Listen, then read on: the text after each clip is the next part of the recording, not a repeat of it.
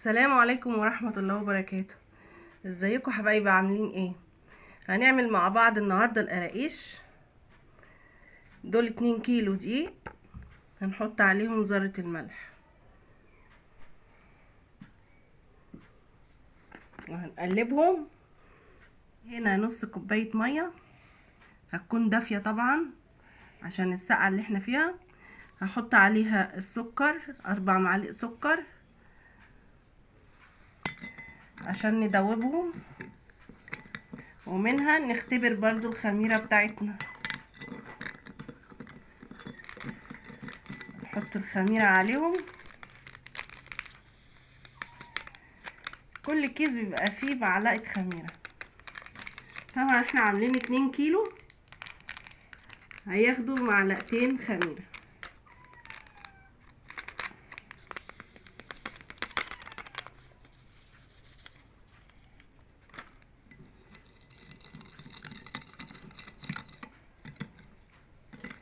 هندوبهم كده، هنسيبهم بقى شوية كده.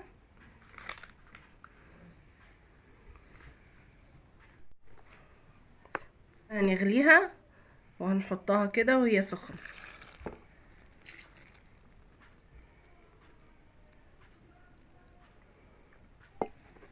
وهنقلب.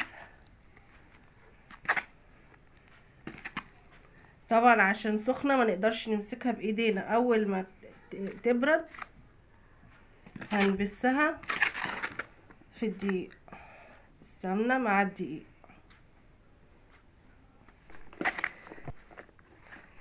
معانا هنا سمسم، هنحط حوالي 4 معالق سمسم.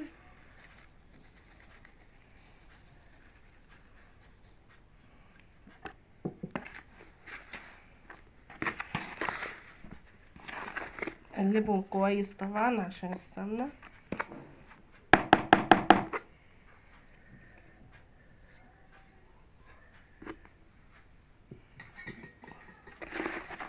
هنبصهم كده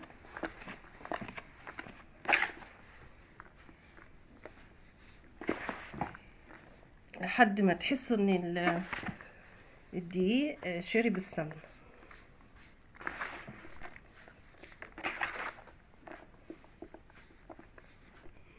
هنحط بقى ايه الخميرة والسكر. بسم الله الرحمن الرحيم.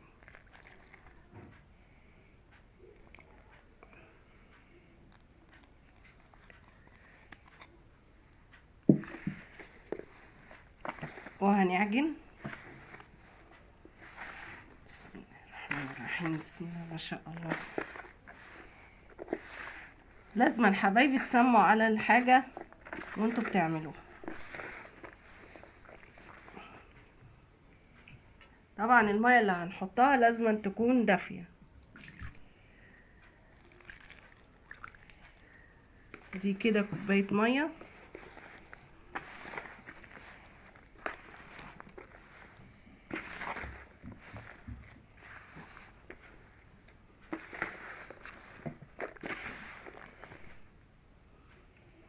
ودي كوباية مية تانية.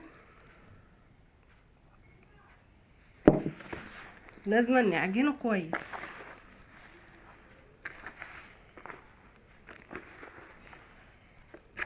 كده. لسه العجينة يابسة معانا، عايزة مية تاني.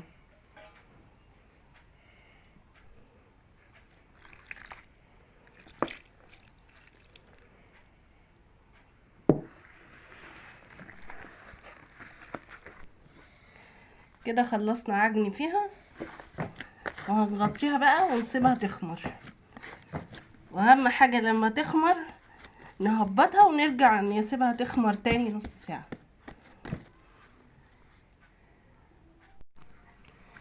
دي حبايبي طبعا بعد ما خمرت كده مرتين. اول مرة ناخد نهبطها برضو كده.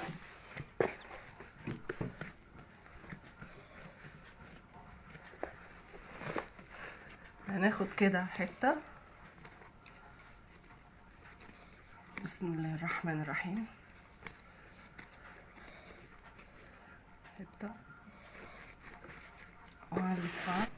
طبعا هنبرمها كده ونفردها.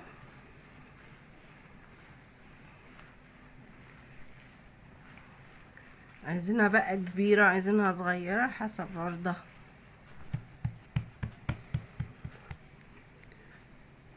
هنقطع بقى. بسم الله الرحمن الرحيم.